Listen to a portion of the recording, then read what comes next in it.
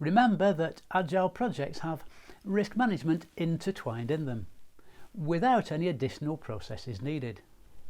Risks are analysed for every ceremony and sprint. It is suggested to conduct risk reviews for each time-boxed event. With this, there is regular risk control and monitoring, with the team immersed in brainstorming probable risks and figuring out when they might occur. Notably, both positive and negative risks must be given attention during these discussions. There are other things to keep in mind when dealing with risk in a project. First, the team must completely understand the risk appetite and tolerance of a project.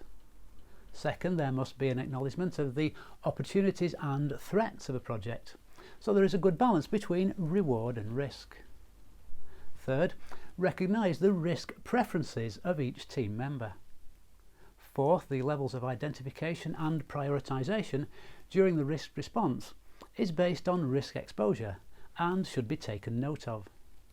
Fifth, the team has to be able to figure out if a risk is being efficiently and effectively tracked and managed. And lastly, know that there may be some residual risk during the sprint or iteration levels.